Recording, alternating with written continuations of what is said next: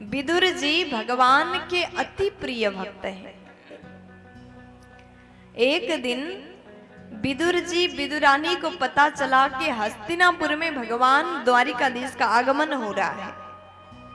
विदुर जी अपने घर में जाकर के पत्नी से बोले कि देवी, हस्तिनापुर में भगवान कृष्ण आ रहे हैं, हम लोग भी जाकर के दर्शन करेंगे। ये दोनों भक्त विदुर जी और उनकी पत्नी राज्य से दूर एक जंगल में छोटा सा झोपड़ी बना करके रहते हैं।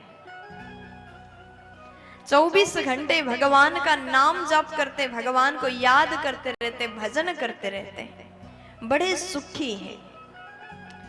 तो जैसे पता चला कि विदुरानी बोली, प्रभु भगवान आएंगे, इतने भीड़ में हम कैसे देख पाएंगे, बड़े बड़े लोग आगे आगे जाएंगे और हम तो गरीब पीछे से कैसे देख पाएंगे। लेकिन विदुर जी कहते हैं कि देवी, भगवान हमारे ऊपर दृष्टि हर समय करते हैं। प्यार से बोल दीजिए ना, ए मैया, आप लोग ना 3 घंटे केवल इधर देखिए। जब आप लोग इधर देखते हो ना तो हमें भी आनंद आता है, बोलने में ऊर्जा मिलता है। एक बार जोर से बोलो, इसलिए बातें तो बिल्कुल नहीं करेंगे, ठीक है। तो विदुर जी महाराज कहते हैं, देवी ज्यादा भीड़ में भले ही हम भगवान को ना देख पाए, भगवान हर जगह से हर समय हमारे ऊपर दृष्टि करते हैं।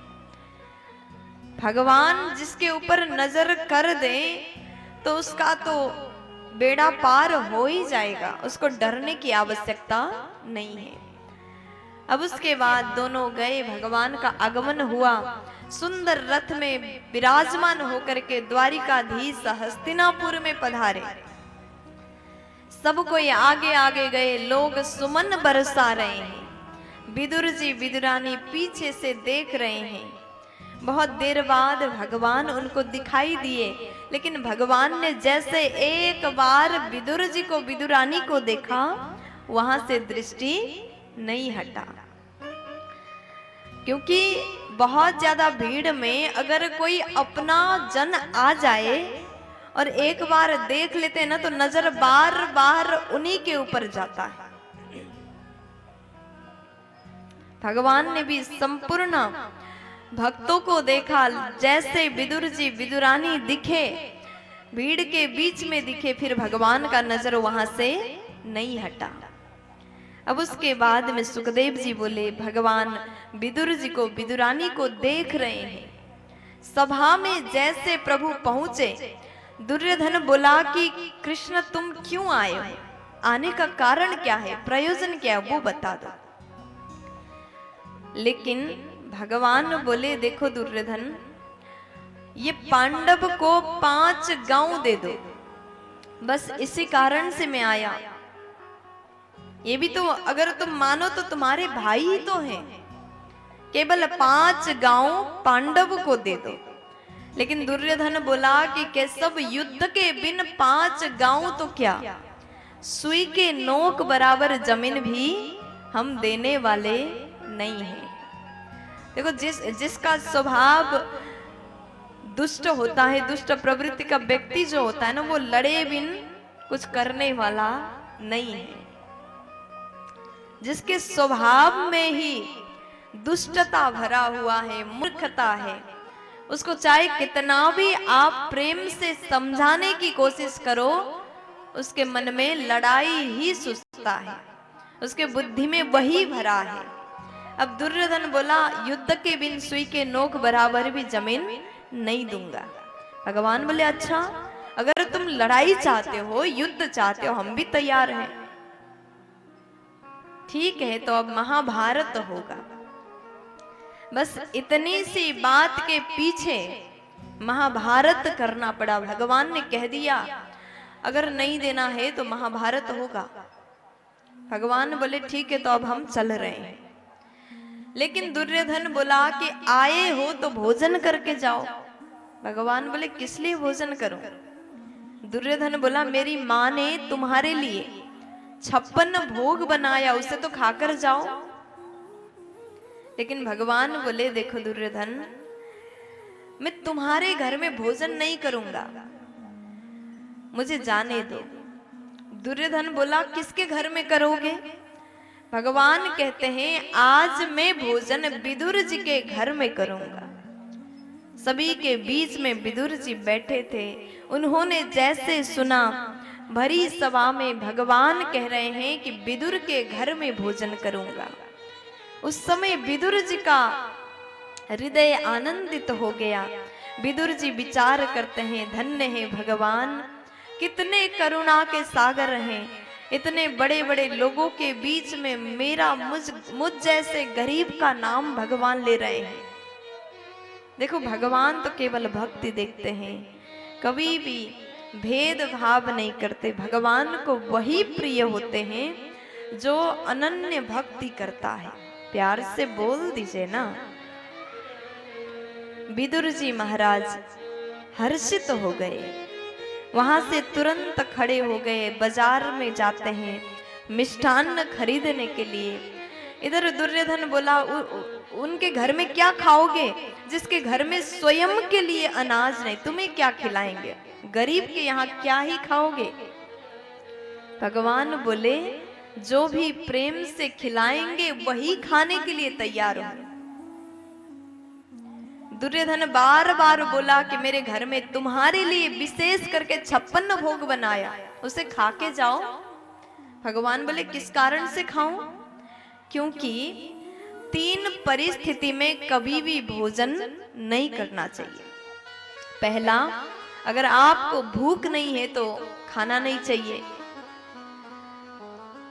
भूख नहीं है तो जबरदस्ती खाओगे तो बीमार पड़ जाओगे। अगर भूख नहीं है तो भी भोजन मत करो। दूसरा परिस्थिति, खिलाने वाले व्यक्ति के मन में यदि प्रेम भाव नहीं है, आप उनके घर गए और जबरदस्ती में खिलाना पड़ रहा है, मन से नहीं खिला रहा है, तो ऐसे घर में भी भोजन करने के लिए कभी मत जाना। तीसरा परिस्थिति, यदि आप किसी काम को लेकर के गए हैं, काम करने के लिए गए, लेकिन वहां जाने के बाद आपका काम सिद्ध नहीं होता, काम पूर्ण नहीं होता, तो वहां पर भी भोजन करना व्यर्थ है। भगवान कहते ना हमको भूख है, न तुम्हारे मन में प्रेम है, ना ही मेरा काम पूर्ण हुआ, तो भोजन में किस लिए करूं। भगवान वहां से निकल गए। अब उसके बाद विदुर जी के घर में कन्हैया पहुंचते हैं। विदुरानी घर के भीतर है। भगवान ने दरवाजा नॉक किया। विदुरानी ने जैसे गेट को खोल दिया, भगवान का दर्शन पाकर के विदुरानी धन्य हो जाती है। हे प्रभु, आप मेरे घर आए, आज हमारा जीवन धन्य हो गया। प्रभु आइए ना विराजिए। बड़े ही भाव से स्वागत किया। भगवान भीतर गए। विदुरानी प्रेम में पागलों की तरह कृष्ण को कहती प्रभु आप इधर विराजें। थोड़ी देर बाद कहती कान्हा आप यहाँ नहीं, इस साइड बैठिए। कभी आसन को उल्टा किया, कभी आसन को सीधा किया। बार बार भगवान को प्रेम में डूब करके विदुरानी ने कभी इधर कभी उधर बिठाया। फिर कन्हैया के पास में जाकर के बैठी। विदुरानी बोली कान्हा बताओ ना घर में सब कैसे हैं, सब आनंद मंगल है, सब कोई कुशल है। जैसे विदुरानी ने पूछा, भगवान बोले कि माँ आप सारी बातें अभी करोगी क्या, मुझे भूख लगी, कुछ खाने के लिए दो ना। आज जगत के मालिक भगवान अपने पेट में हाथ फेरते हुए कहते हैं कि कुछ खाने के लिए दीजिए। तब उसके बाद में देवी जी विदुरानी जी दौड़ करके गई। घर में कुछ भी नहीं था, अनाज के दाने ही नहीं है। विदुरानी ने टोकरी में कच्चे केला रखा हुआ था, उसी को उठा करके लाई और उसको छीलने लगी। छिल करके छिलका भगवान को खिलाती जा रही है। फल को तो जमीन में फेंक दिया, छिलके खिलाती जा रही है। आज करुणा के सागर भगवान उसी छिलका को खाते जा रहे हैं। विदुरानी खिलाती जा रही, कन्हैया खाते जा रहे। भगवान को इतना तेज भूख था, भगवान ने कम से कम 15-20 कच्चे केले के छिलके खा लिए। अगर प्रेम में भक्त भगवान को खिलाए, प्रेम में बुलाए, तो भगवान कुछ भी करने को तैयार हैं। यदि भक्त चाहे तो अपने प्रेम रूपी रस्सी से भगवान को अपने बस में भी कर सकता है, बंधन में भी रख सकता है, लेकिन शर्त इतना है कि भगवान से तुम प्रेम करो। प्रेम से अगर बुलाओगे तो भगवान आपके घर में सदैव रहने को तैयार हो जाएंगे। प्यार से बोल दीजिए ना। विदुरानी ने कच्चे केले के छिलका खिलाए। विदुर जी दौड़ के आ रहे, देवी पता है हमारे घर में आज द्वारिकाधीश आ रहे हैं, प्रभु आ रहे हैं। जैसे बाहर से आवाज लगाते हुए विदुर जी भीतर आए, लेकिन भीतर कुछ और चल रहा है। विदुरानी प्रेम में डूब करके कन्हैया को छिलका खिलाती जा रही, किसी का आवाज भी उनको नहीं सुनाई दे रहा।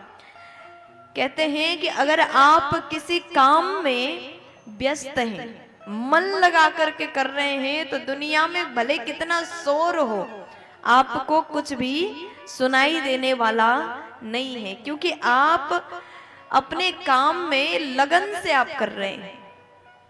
विदुरानी का मन भगवान पर लगा है। विदुर जी कह रहे हैं आज भगवान आ रहे हैं, उनको सुनाई नहीं दिया, पता ही नहीं चला कब आए कब क्या कह रहे हैं। विदुर जी ने जैसे देखा देवी विदुरानी कच्चे केले की छिलका खिला रही है, तुरंत उसको अलग किया, डब्बे से मिठाई निकाला, भगवान को मिठाई खिलाया। उसके बाद विदुर जी बोले कि प्रभु क्षमा करिए, क्योंकि मैं जानता हूं आपको तकलीफ हो रहा होगा, आपको कष्ट हो रहा होगा, क्योंकि विदुरानी प्रेम में डूब करके पागलों की तरह आपको कच्चे केले की छिलका खिला रही और आप खाते जा रहे हैं, आपने मना भी नहीं किया। ये तो पागल है, इसको नहीं पता, ये सब कुछ भूल गई आपको देख करके। अगर आपके घर में कोई आपको अति प्रिय व्यक्ति आपके घर में आए तो आप सब कुछ भूल जाते हो, उसी तरह विदुरानी सब कुछ भूल गई, भगवान को कच्चे केले की छिलका खिला रही। प्रभु माफ करिएगा। मिठाई खिला करके विदुर जी बोले प्रभु अब आपको अच्छा लग रहा है ना, कहीं तकलीफ तो नहीं है? तो जैसे भगवान को पूछा तब भगवान बोले विदुर जी आपने जो मिठाई खिलाया इसमें स्वाद तो बहुत सुंदर है, स्वादिष्ट है, लेकिन मैं सच बोलूं आपने जो मिठाई खिलाया ना इसमें से ज्ञान का स्वाद आ रहा है, क्योंकि आपको पता था मुझे तकलीफ हो रहा होगा, इसलिए जान करके आपने खिलाया, इसलिए इसमें से ज्ञान का स्वाद आ रहा है। लेकिन विदुरानी ने जो कच्चे केले के छिलके खिलाए उसमें से ज्ञान का नहीं प्रेम का स्वाद आ रहा था।